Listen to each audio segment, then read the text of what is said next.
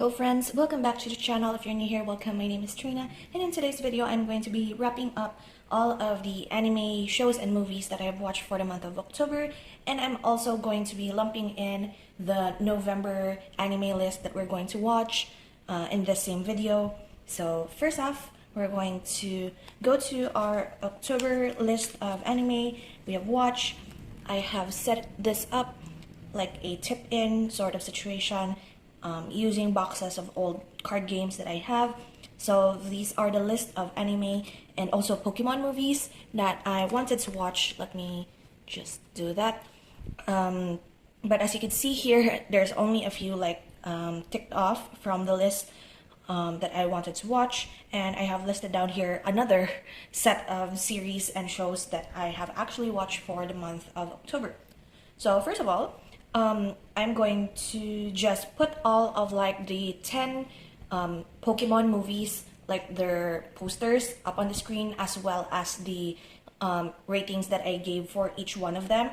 I watched 10 movies in my goal to watch all of the Pokemon movies that has ever been released, and I'm happy to say that I only needed to watch 3. There are only 3 left because Victini and Reshiram also has Victini and Zekrom, which is basically the same storyline, and I decided to just watch one, and I sped through, scrolled through the other movie to see what was different with the story, and it's basically the same. So, and then for the main list of titles here, I only watched through 3. That is part of this very long list. The first one that I have watched is actually Arakawa Under the Bridge, which was recommended to me by my friend, and I rated it a 7 out of 10. It was a very much gag humor. I even wrote here it was an acid trip because they are basically outcast or weird people creating a community, squatting under this bridge, and they formed a small community there, and the main character is actually a son of a very rich family, an heir to a conglomerate or something, and then he ended up living under that bridge with those people, even though he found them quite strange because of his family's belief or principle of not being in debt to any one of them. So yeah, 7 out of 10. It's still fine. It's still a fun humor. Next we have here is Undead Murder Farce, 7 out of 10. Sherlock Holmes meets supernatural genre, wherein the main character is a girl that is undead, and she solves mysteries with an Oni, and they went to England and solve a bunch of mysteries there, and it's kind of weird for me. I do have a bunch of questions on these supernatural beings are from Japan, so how did they become popular in London for a short span of time? And they also met Sherlock Holmes, and then the main antagonist is someone you would expect if you are a fan of the Sherlock Holmes series. And yeah, I think I overhyped this in my head as well, but it's still fine, I guess. Next we have here is Kagewani and Kagewani Show. I'll just lump them together. This is not something that's probably popular when it comes to animation style, because it is that paper puppet sort of animation style for most horrors, and it's very short. It almost reminds me of Yami Shibai, as well as any other short horror films of Japanese, wherein it's a slideshow or a puppet show situation, but it's more sci-fi horror, and it is about a curse that has been dug up, and it's killing off different people, and then there are actually scientists who wants to capture this it's not personification, but rather the curse is manifested into a shadow being, and they wanted to capture it into a human vessel in order to gain its powers, and it's very much sci-fi supernatural, and I gave it a 7 out of 10 for the first one and 6 out of 10 for the second one, because the ending was as to be expected but also kind of flat. I still enjoyed it. Oh, I failed to mention that I am actually watching different horror and supernatural genres because I wanted to film a vlog of me watching a bunch of supernatural horrors, and that didn't pull through because something else happened. So This is why I have a different list compared to the ones that I watched here.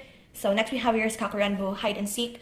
This is a story of like 7 kids. This is a very short movie, like 25 minutes long, wherein 7 kids had to like go to this certain location to play a game of hide and seek. And then there is this rumor about whoever plays this game ends up disappearing or gone missing or got forgotten or something. And they had to wear like fox masks and play hide and seek. And once they entered the location, which looks to me like the bathhouse of like Spirited Away, in like the very hodgepodge of different buildings and such.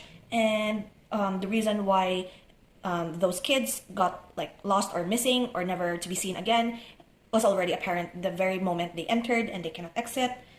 5 out of 10. It wasn't anything. It's just like a scary story you could tell to kids. Next we have your Detective Yakumo, 8 out of 10. I really quite enjoyed this because this is more of like a supernatural drama. Yakumo is a college student wherein he takes like cases wherein if there is like supernatural or ghosts are involved, because he can see ghosts and he could understand like the grudges of these ghosts and how to fix it to let like the person that they are like haunting be freed from their curse or something. And it's more to it like the backstory. The more you watch it, it's more of like the backstory of how Yakumo gained his powers and who his parents were, and I really much enjoy it. There's a bit fan service in that, but it's not as much as others that you will get angry of just being so fan servicey. It's a very much like drama and sadness, and yeah, I really appreciate the story. Next is Drifters. This is the anime that I watched during my birthday, and I have heard a bunch of like good ratings for Drifters. I gave it, however, an 8 out of 10, but I really enjoyed it. It has like action, it has gore. It is basically, I described this to my friend as Fate Stay Night or any Fate series anime gone wrong, because you have like different like popular figures in history, especially in wartime history. Oda Nobunaga, you got like the Shinsengumi, you have all of the samurai, but then there are also like other like European or Western people in history, like you got Jack the Ripper, you got different people that are like very infamous when it comes to like wars, killings, murders, and whatever, and they are like set in different factions, and it became a civil war in this like world that they have been isekai'd to. And so I really enjoyed it. If you like fast-paced action and also some like slight humor, then Drifters I recommend. Ghost Stories. This is like the cursed one that I have watched. This is a collection of like stories experienced by this girl who has found her late mother's journal of all of like the yokai and the ghosts that she has like sealed in their old school. And the daughter found it, and then the ghosts started to awaken from their seals because of a construction that is being done in like a very sacred area, which is their school. And the problem with this, that I gave it a 5 out of 10, even though I have seen like ratings of it like 7 or 8, the story is very good. The problem with it is the dub and the sub. They ruin the immersion in a way wherein the story is supposed to be good enough as it is, but they insert like references to American celebrities, TV shows, trying to sound humorous, very much like sexual innuendos, religious mockery, and I'm like just watching this through just so I could like talk about it and not leave it on hold or like not finishing it. And in a way, I feel like if only like the sub was like normal. I'm just kind of lucky because sometimes I do understand what they say in Japanese, so I don't really need to like look at the subtitles that much, because once I look at the subtitle and they are like talking about different celebrities, and I'm like, why? It's not even relevant. Next we have here is Mononoke and Ayakashi. I will lump them together as well. This is more of like Ayakashi is like samurai drama horror that I really like. I gave them both 8 out of 10, and I really recommend Ayakashi and Mononoke. Mononoke is more of like a very colorful horror. You would not be able to tell at first that it is very like dark and horror when it comes to its themes, until you realize that the reason for like the grudges of the yokai or like the evil that has manifested because of like the negativity and hatred towards humans. This traveling merchant that sells medicine is the one that exercises these Mononoke, and it's just like you could see how horrible human negativity is sometimes, but I really highly recommend that. Next, we have here High School of the Dead. I'm just watching this for the sake of closure because I've watched this like in 2015, I believe, when I was in like college and never finished it. Of course, we know that this is a very fan servicey, very much a rated sort of anime when it comes to like showing body parts. But if it like comes to like remove all of like the fan servicey and like the the ecchi content, it as a story of like zombies. After all of these years of watching like zombie horror post-apocalyptic or apocalyptic movies, this is like bottom tier. So still 6 out of 10 is fine. Tolerable enough for the animation, but if you are not tolerant with like ecchi stuff and get easily annoyed with those things, then this is not for you. Le Portrait de Petite Cosette, 6 out of 10. This is about a artist who is like working at an antique shop, fell in love with the reflection of a girl that he found inside a antique goblet or glass, and then found a painting of her who is Cosette in the same antique shop. He basically fell in love with Cosette. The first like parts of this series, it's a 3-episode series. The first part of it was nice. Like it was very much scary, very disturbing. It's very like cultish in a way, wherein Cosette is like a spirit that cannot be put to rest because she is finding like a way to take revenge on her killer because she was murdered. And then this love affair of hers with this modern student or guy in the painting. And the more you draw it out, the more it's like at first Cosette is like, I like you, and then she doesn't, and then she only says that she doesn't, so to test the guy and like make up your mind. But still, it's a very unnerving and very much a visual sort of horror that I would probably like if it's not like very wishy-washy when it comes to the romance. So 6 out of 10. And then that's basically the end of like my whole horror situation. So next we have here is Special 7, Special Crime Investigation Unit, wherein this is like a detective story, much like any detective story, but it is more of like leaning into the fantasy side, where in the special unit, all of the members are like either part vampire, part elf, part dragon, part oni, you know the drill. So it's still in the supernatural realm, but they solve cases relating to like a cult that is trying to like revive the most dangerous being, which is the dragon in their case. And all of their like detective work revolves around stopping this cult. And I liked it. Some people don't, because I am looking at the rating right now and it's like a 6 out of 10. So I give it an 8 out of 10 because it's fine. And then we have here the last one that I have watched completely, which is JoJo's Bizarre Adventure Golden Wind. This is is this part 4? Or it's part 5 of the JoJo series. This is more to the side of like Giorno Giovanna, and I really like this. It's more of like mafia and like trying to find the main boss of this mafia group that is pushing drugs on children, and it was like Giorno Giovanna's mission to like become the head honcho of this mafia in order to stop these like operations and drugs. And of course there are stands, you know, the JoJo series, and I really enjoyed it. It's very much something that I like ate up and just watched like in one sitting. And I did manage to like watch Dark Gathering, although I did not write it in here because I only watched like 3 episodes of it. Dark Gathering is still airing and it's still ongoing. It is about a kid who can see ghosts, and she was looking for the spirit or the soul of her mother because it was like taken when her mother died. It was taken by a monster, and she is looking for that monster in order to save her mother's soul so that she could rest. And this is a sort of like a different kind of exorcism. It's very dark, it's very gory, and it's very much unnerving, but I really like the kid. In a way, she is like collecting, like she's collecting different spirits, evil spirits, in order to like raise an army against this monster that took her mother. And yeah, I'm still going through that, but I won't be including it in my list for October. So that is all of the anime that I watched for the month of October. I actually had an idea for the month of November on what I was going to do. However, It was like a game that I thought up. However, I know that as you can see here in my calendar, it's very full, and I doubt that I will be able to watch any at all for the anime shows that I am going to be pulling out for this month. So I'm going to save the game for next time on a more calmer month, I guess, but I'm pulling this out.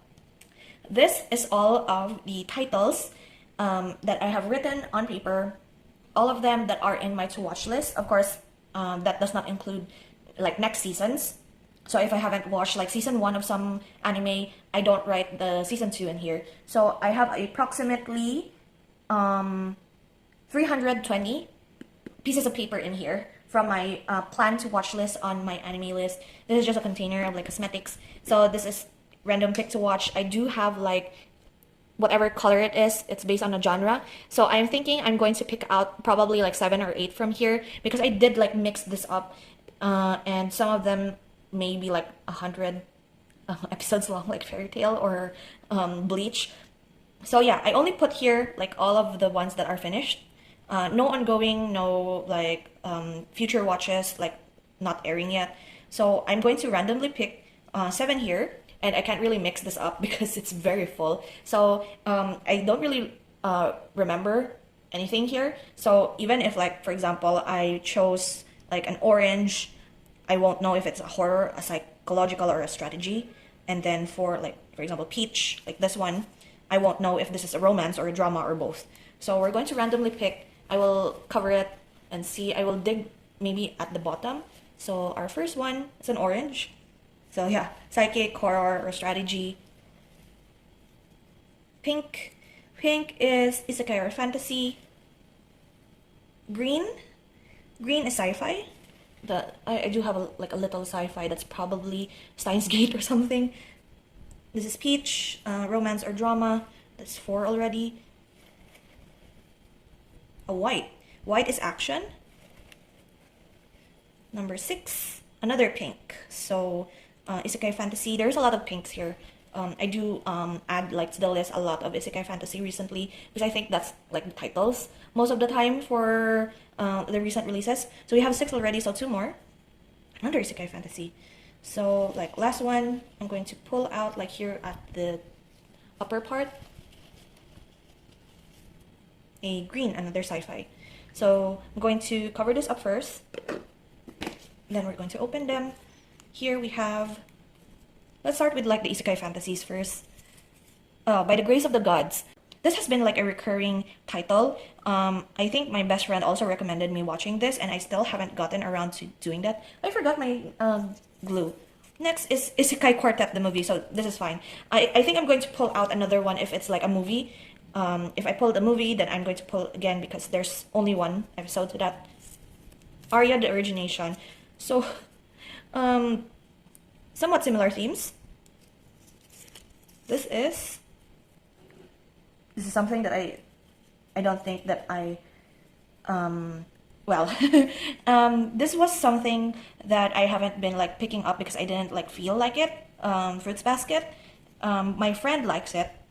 Some of the people that I know likes it, but I am not a romance girly. But let's just try. Soul Taker. What is Soul Taker? I can't even remember. I'll pull up like the synopsis in a bit. So that's 5. Sci-fi. The honor student at Magical High School. This is sci-fi? This is not isekai or fantasy? And other sci-fi. Date Alive. Okay, this is a rewatch. I have watched Date Alive 1 and 2, I believe. So we're going to rewatch from the first season because I totally forgot. Okay, Darker Than Black 2. That's fine. I've been meaning to watch Darker Than Black. So since we have 1 movie, I'm going to pick out another one just to also fill out the space. Cover it up. Please let it not be another isekai fantasy. It is. Why can't I take like something else? Anyway. Oh, Yuki Yuna is a hero. Okay. This is more fantasy. Push this down. I'm going to glue this one down first, and then we'll talk about each one of them. Okay, they are all down, and I've already like listed down all of the shows that we have here in my anime list, just for easy like access to the synopsis. So our first one is By the Grace of the Gods. It sounds like a very much a typical like isekai fantasy, slice of life. Hopefully this is like a cozy one. There are mostly like what I've noticed with isekai fantasy is like it's either like farming, adventure, comedy, fighting against a demon king or some sort, and I think this is more of like a religious, but like it's more of like a wholesome, I suppose, sort of isekai fantasy, and we'll see. Next we have here is Isekai Quartet the movie. Isekai Quartet is like a hodgepodge spin-off of all of our favorites when it comes to isekai. We have here RE0, Konosuba, Tanya the Evil. We have Shield Hero. We have Overlord and a bunch of other that I am blanking on right now. But those are like the very much popular when it comes to like isekai fantasy. And this is like a movie parody. And I have already watched the first two. The first one being they are like basically the Isekai Quartet is they are groups from different isekai series, and they have been isekai'd again in this like chibi form, and they are attending schools, and the like teachers are like those adults that are from their own related series, and then their own respective series. And so if they don't like graduate or something, they can't go back to their own like worlds, and it's just like a fun mini haha, and you get to see like the different isekai characters interacting with one another, so it's very fun. Next we have here is Ariad Origination. This is another one that I have been holding off, but this has like quite a high rating. It is an Iyashike sci-fi slice of life fantasy, and since it is slice of life, this is basically showing like the characters, the girls, on how they live their lives and solve problems and like overcome adversaries using their powers. They are known as the water fairies. The Prima Undine is the goal for them, and they are like 3 girls in the story. So yeah, looking forward to that one now since I have been procrastinating on watching that. This is Yuki Yuna is a Hero. This is a Mahou Shoujo drama fantasy. We'll see if this is a good Mahou Shoujo because I have been like wanting to find a magical girl anime that is at least good, and this has 7 out of 10 ratings. I'm hopeful, I guess. Why does this have a prequel? Does this have a prequel? It has a different characters for Anyway, we're doing this one. The one that I am showing a poster of is Fruits Basket. I am actually watching like season 1, the 2019 version, not the 2001 version of Fruits Basket. And we'll see. I'll just try 1 season for now. If I really like it, then we'll go to the 2nd or 3rd season. And to those that don't know, I think people know what this is because it's very much a popular romance wherein their like children can turn into like zodiac animals, I think. So we're going to watch that. Soul Taker is a horror mythological supernatural. I only came across this in like list of like obscure anime, like horror anime that you have probably not heard of yet, and this is one of them. It's like a murder happened, and then I think this is also like mafia, I'm not sure. So basically I haven't heard of this, so we're going to watch that, and I will tell you what it is about and if it's worth it, because the rating so far is 6.3 out of 10. Of course it's a horror, and it's also like the art style is something that is very old. It's a 2001 anime. Next we have here is The Honor Student at Magical High School, and are they all girls again? Fantasy school sci-fi. True magic, initially thought to be merely folklore and legend, had become a commonplace technology worldwide. Oh, I see. I might not be able to watch this because I have not watched The Irregular at Magic High School. Now that I think about it, maybe that's why it sounded familiar to me. So I might re-roll for this one because I have not watched the parent story just yet. So let me just pull this out. I don't know where to... Yeah. Pull this out and leave the tape on the page. And I'm going to roll again. And if ever I'm going to like grab this again when I like do another one of these pulls, I'll probably return this again until I finish watching The Irregular at Magic High School. So we're gonna pull this again. I'm not going to return it first in the case that by some statistical miracle I'm going to pull it out again. So we're going to like mix this a bit. Let's see. Okay. Okay. There's only like a little, what do you call this? There are only a little sci-fi here sprinkled into a bunch of like drama and isekai fantasy. So how did I pull another sci-fi? But it is Steins Gate.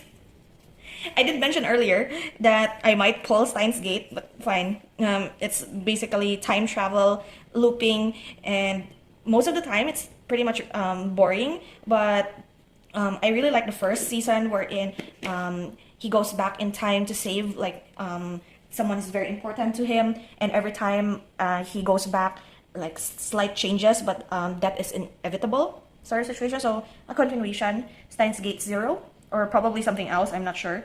Next we have here is Date Alive. I'm actually going to watch Date Alive 2 instead of 1, since I do have like a little recollection of like all of the girls and their powers. So we're going to go watch Date Alive 2 this time. And it is a harem sci-fi. And I remember watching this when I was pretty much young and probably not supposed to be watching this. But there is like superpowers, rifts within the world, different spirits, and this guy has to date each of these spirits in order to calm them, sort of situation. Of course, it's the harem, but I remember liking the first one, especially with Kurumi and such. So like, and lastly, Darker Than Black Season 2. I have actually been sitting here for quite a bit before I got to filming this like portion wherein I explain all of these titles, and I cannot for the life of me remember what Darker Than Black was about, except for like contractors and their like partners, and then there's like a big gap in the world, like Hell's Gate is what they call it, and then monsters come out and like powers come out as well. So this is like another set of like different contractor.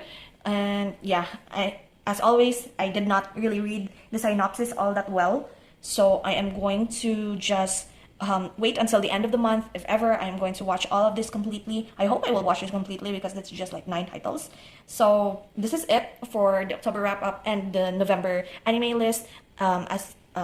Since I am pretty much busy all throughout November, this is all that I could accommodate, and if I could add more, I will just probably write this down here. So yeah, thank you so much for hanging out with me today in this like chaotic filming of mine, but I hope you enjoy, and I will see you in my next video. So until then guys, take care and bye!